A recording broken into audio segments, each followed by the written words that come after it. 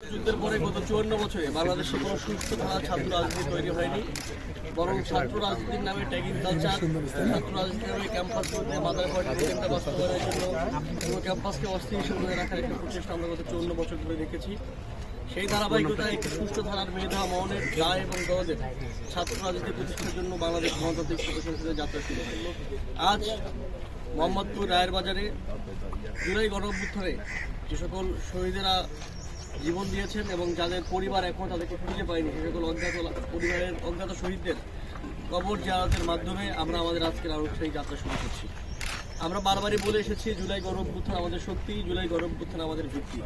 জুলাই গণঅভ্যুত্থানকে ভুলে গিয়ে বাংলাদেশে আর কোনো রাজনীতি চলবে না। জুলাই গণঅভ্যুত্থানে মানুষ যে আশা আকাঙ্ক্ষা নিয়ে রাজপথে নেমে এসেছিল, সেই আশা আকাঙ্ক্ষা হতে হবে বাংলাদেশের আগামী রাজনীতির মূল ভিত্তি।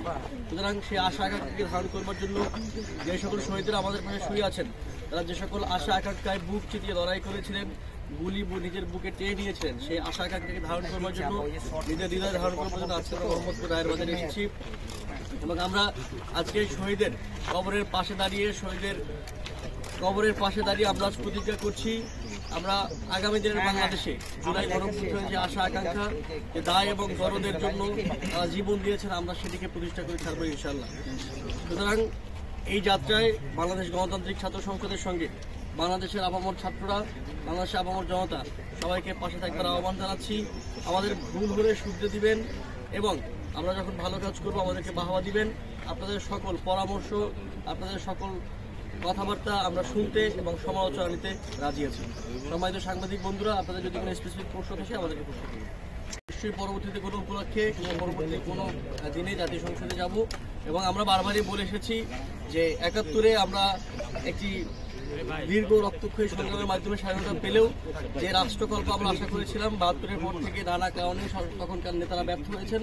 তখনকার নেতারা বাংলাদেশে প্রায় লক্ষ লক্ষ শহীদের রক্তের বিনিময়ে অর্জিত সেই স্বাধীনতা রক্ষা করতে পারেননি এবং একটি কাঙ্ক্ষিত রাষ্ট্র গঠন করতে পারেননি।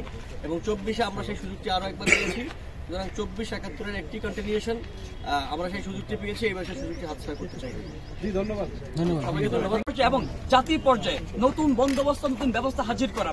আপনারা জানেন যে নতুন ছাত্র সংগঠন তারা তৈরি হয়েছেন, আবির্ভূত হয়েছেন, সেটা দায় এবং দরদের জায়গা থেকে, দায়িত্বের জায়গা থেকে তারা তাদের দ্বিতীয় দায়িত্ব পূরণ করতে চায়, দ্বিতীয় দায়টা পূরণ করতে চান। তারা ক্যাম্পাস ভিত্তিক যে লেজুর ভিত্তিপনা ছিল, যে দাসত্বের যে কালচার ছিল, যে জিম্মি করে রাখার যে কালচার ছিল, সেই জিম্মি করে রাখার কালচারকে উপড়ে ফেলে দিয়ে নতুন একটা ব্যবস্থা হাজির করতে চায়। ছাত্র সংসদের নামে, ছাত্র রাজনীতির নামে ছাত্রদেরকে ব্যবহার করে, ছাত্রদেরকে ইউজ করে যে বিদ্যমান ছাত্র সংগঠনগুলো যেভাবে দলীয় এজেন্ডা বাস্তবায়ন করতেছেন কিংবা নানান রকম কালাকানুন ব্যবহার করে শিক্ষার্থীকে জিম্মি করে রাখতেছে, সেই জিম্মিপনার বিরুদ্ধে গিয়ে নতুন একটা ব্যবস্থা আমরা হাজির করতে চাই। আপনাদেরকে আবারও ধন্যবাদ জানিয়ে আমি আমার গুটি কয়েক কথা শেষ করছি। আসসালামু আলাইকুম।